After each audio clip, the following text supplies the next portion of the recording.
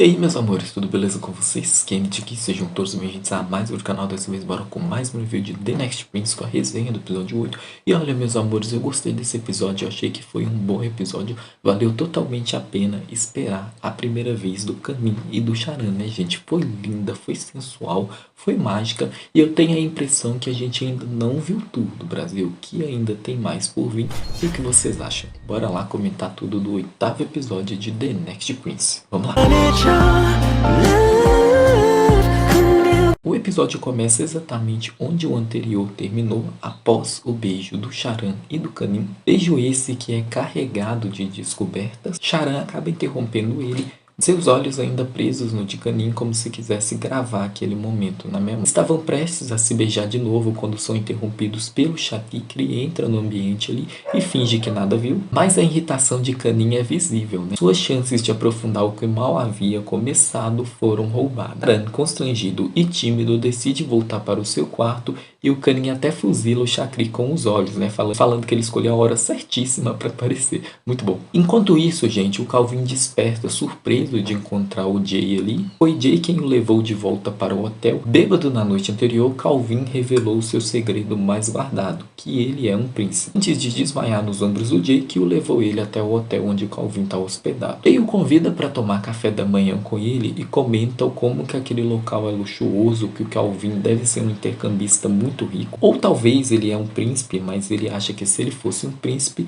eles não poderiam ser amigos. Calvin apenas sorri aqui, torcendo para que o Jay não o tenha levado a sério, né, que ele estava muito bêbado e tal. Há algo reconfortante para o Calvin ali, na forma como o Jay trata tudo com leveza. O Jay o convida para conhecer Menegarin, né, gente, que é a cidade natal dele. Calvin fala que sim, que ele quer. E ele recebe um telefonema aqui falando que o local do protesto mudou e se ele ainda vai. O Jay fala que sim, ele convida o Calvin para ir nos protestos contra a queimada com ele, mas o Calvin fala que não, que ele tem algumas coisas para resolver. E aqui os dois se separam. De volta ao castelo, gente, o Kanin dá a ordem de que somente o Charan pode acompanhar ele até o seu quarto. O Shakri dá um olhar preocupado, né, de tipo, vocês estão sendo óbvios demais. Depois ele comemora internamente, né, seu casal favorito tá nascendo. Ao entrarem no quarto, gente, o Kanin imediatamente abraça o Charan, o que pega o guarda real de surpresa. Os ossos se aproximam mais uma vez, a troca de olhar é inevitável. O Kanin até olha para a cama ali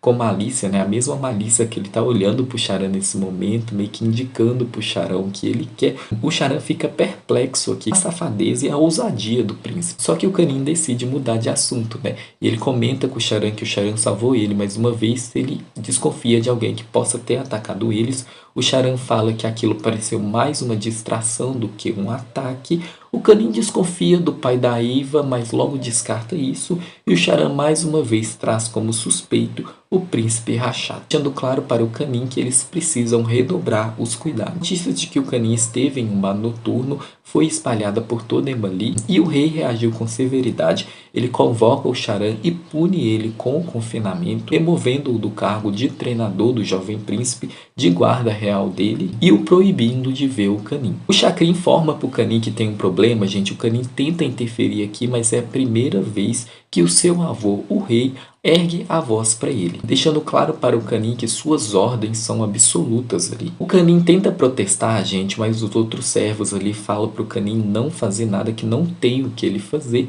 E o Kanin vai embora frustrado, enquanto o Charan aceita sua punição em silêncio. O novo treinador do Kanin escolhido pela sua majestade chega, que é o Joey. Só que o Joey, gente, ele foi enviado pela família da Cobra Real, embora o rei ainda não saiba disso. No entanto, tanto o Shakri quanto o Kanin quanto o Charan não confiam nem um pouco no Joey, né? Recebe ele com desconfiança. Além disso, o Kanin tá puto que não é mais o Charan que está treinando ele. Ele então pede pro Shakri descobrir onde o Charan está para saber se ele está bem, que ele quer se desculpar com ele. O Shakri atende a ordem do Kanin aqui, ele se esforça bastante e consegue descobrir onde o Charan está sendo mantido, né? Ele está sendo mantido ali nos estábulos. Ele então transmite as mensagens para o Charan e o Charan pede para o Shakri ficar de olho no jovem príncipe. ele cuidar muito bem dele. O Tarim vai até o filho aqui e tenta justificar a detenção do Charan, alegando que expor um príncipe ao risco é grave e falando que o rei foi benevolente com o Charan. Mas o Canin não concorda, ele ainda insiste que o Charan apenas queria proteger ele e que sem o Charan ali ele não confia em mais ninguém. Tarim segura a mão do filho e fala que ele sabe que o que ele está passando não é nada fácil, mas que ele precisa ser mais atento. O Canin assegura para o pai que vai ser. Enquanto isso, a Ava está treinando o arco e flecha com a Mira e ela acaba discutindo com o pai dela quando o pai dela vai repreender ela por ela estar ali no bar noturno, né? Ela fala que se os príncipes podem fazer coisas que ela não pode. Ela o confronta falando que só porque ela é mulher, o príncipe Xaná está decepcionado por sua herdeira ser uma mulher, que ela já aceitou que ela é uma mulher, mas ela pensa que talvez o pai dela não, e ela promete voltar para Davin e provar seu valor diante o pai.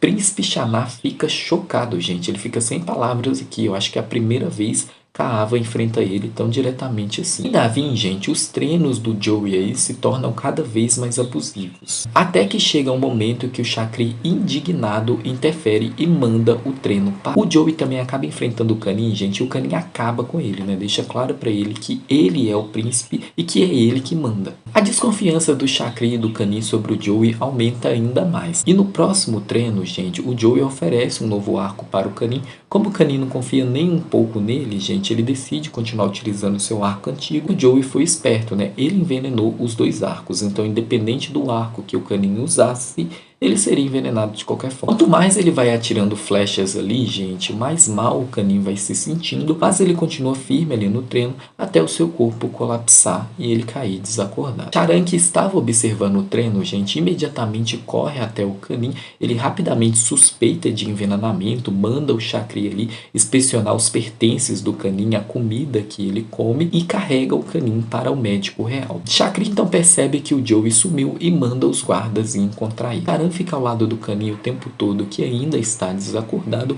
O rei então aparece, toda a situação é informada para ele. Chakri e Charan falam que eles merecem punições, mas o rei fala que se eles merecem punições, ele também, porque a culpa foi dele. Ele então reconhece sua falha aqui e reintegra o Charan, suspendendo aqui a sua punição e além disso encarrega o Charan de descobrir quem é o traidor. Não importa os meios que ele vai precisar usar para isso. O Charan então encontra o Joey preso e espancado nas masmorras, pergunta quem foi que enviou ele, mas o Joey não conta. E o Charan fala que ele vai ser executado e que ele não vai poder fazer nada para ajudar e vai embora. Só que o Joey, gente, ele consegue fugir da masmorra antes de ser executado ali pelas ordens do rei. Enquanto isso, o Ramil pergunta para o Petai como está Canin. O Petai informa o Ramil que as investigações sobre o que aconteceu com o Canin está sendo mantida em sigilo. O Ramil então pergunta se o Canin já está morto. O Petai fala para ele não falar assim. E o Ramil fala que ele não quer a morte do Ramin, senão toda a diversão terminaria. Ava tenta visitar o Canin aqui, mas o Chakri informa para ela que o rei não permite que ninguém visite o jovem príncipe. Ira fica chocada aqui com a forma como eles trataram a Ava, gente, mas a Ava fala para ela que eles são assim, né? Ela não é uma membro da família do Cavalo Dourado. Charan, por sua vez, mantém vigília constante, dormindo ao lado do jovem príncipe, segurando a sua mão com ternura, até que depois de uns dias, finalmente o Canin acorda. Ao saber que Charan permaneceu ao seu lado, gente, o próprio Chakri conta para ele isso. Os olhos do Canin brilham aqui, né? Sorri com genuína alegria quando Charan segura a mão dele, beija ela, declarando que vai proteger o Canin com a sua vida. A quase perda do Canin fez o Charan perceber que ele é o seu bem mais precioso. É o homem que ele ama profundamente, que não há mais espaços para resistência. Ele quer estar com ele por inteiro. Com doçura e firmeza declara para o Chakri e para o Charan, gente, que eles não precisam pedir desculpas para ele. Charan então permanece cuidando do jovem príncipe, gente. O alimenta, o Canin fica todo feliz aqui de ser mimado. O Charan também lava os cabelos dele. O Canin se sentindo seguro, amado, protegido, até o Charan de volta do lado dele. O Charan tenta se afastar para deixar o jovem príncipe descansar. O Canin o impede. Ele retira a coberta de seu corpo e puxa o Charan contra si. Fala que quer que o Charan toque ele ali. Ele coloca a mão do Charan no peito dele. Depois leva a mão do Charan até o quadril. E depois leva a mão do Charan até algo duro e veiudo. Sua voz, gente, deslizando num fio do desejo e da sedução. O Charan entende, né, gente? Cada palavra do Canin é um convite não apenas ao corpo dele, mas à confiança também. Você tem permissão para ultrapassar os limites, para ir além de seus deveres. Charan então se aproxima. Se eu for além dos meus desejos, isso será... O Canin junta a testa dos dois aqui. Responde, só estamos nós dois aqui. Só Canin e Charan. Charan desvia o olhar por um instante, lutando contra o próprio coração. Mas a batalha termina quando o toque quente do jovem príncipe se espalha pelo seu rosto. Ele sorri, vencido. Só eu e você, murmura. Eles então se beijam, lento, calmo, desajeitado, curto. Um toque tímido entre dois mundos prestes a se fundirem. Charan recua e com ternura pergunta: você lembra da lenda do beijo himaliano? Canin sorri com certeza. Eu nunca esqueci. A lenda diz que quando duas pessoas em Imali compartilham um beijo, é como se duas almas prometessem uma a outra se pertencerem para sempre. E ali, com os lábios colados de novo, eles juram amor eterno um para o outro, sem precisar dizer eu te amo. Os beijos então se tornam mais intensos, corpos mais próximos. Charan acaba se ajoelhando diante do príncipe, beijando o seu pé, depois subindo até os tornozelos, gente, enquanto o Canin se perde completamente por ele. As vestes reais escorregam pelo corpo como folhas ao vento. Canin, com um olhar faminto, usa os pés para despir completamente o Charan. Deita sobre o Canin, gente, explorando ali o corpo do jovem príncipe, até que o jovem príncipe também fica pelado. As línguas começam a dançar em sintonia, como se já soubessem o caminho uma da outra. As mãos ansiosas percorrem territórios desconhecidos, ora descobertos sobre a luz do amor. E eles começam a dar prazer um para o outro, utilizando as mãos. E é então, gente, que com o último olhar de certeza, o Charan penetra o Canin, devagar, com reverência. Os corpos se fundem, os dedos entrelaçam sobre os travesseiros reais, a respiração se torna uma melodia ritmada e o quarto se preenche de suspiros e gemidos suaves. O que acontece ali não é apenas prazer, é promessa, é pertencimento. É uma dança sagrada entre duas almas que, enfim, se permitiram ser uma só. E enquanto os lençóis reais deslizam pelos seus corpos e o luar repousa sobre as suas peles entrelaçadas, fica claro que não há mais volta. O que nasceu entre eles agora floresce com força e nada mais os separará. Nem protocolos, nem títulos, nem coroa alguma.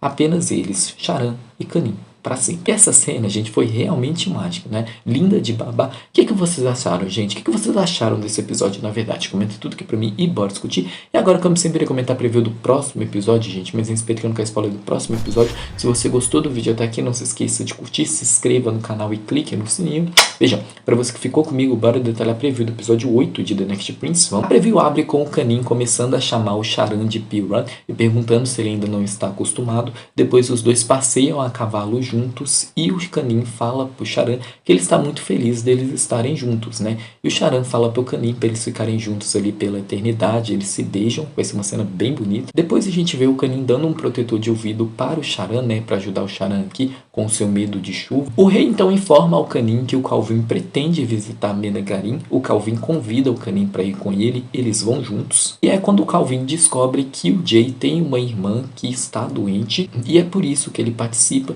dos protestos contra as queimadas, gente. Pelo jeito, Calvin e Jay vão ter mais espaço no próximo episódio, gente. Eu tô muito ansioso para ele. E vocês, comentem tudo aqui pra mim e bora discutir. E se você gostou desse vídeo, não se esqueça de curtir, se inscreva no canal e clique no sininho. Me acompanhe também nas minhas redes sociais. Eu vou ficando por aqui. Muito obrigado a todos e a gente se vê no próximo vídeo. Um beijão, bye bye!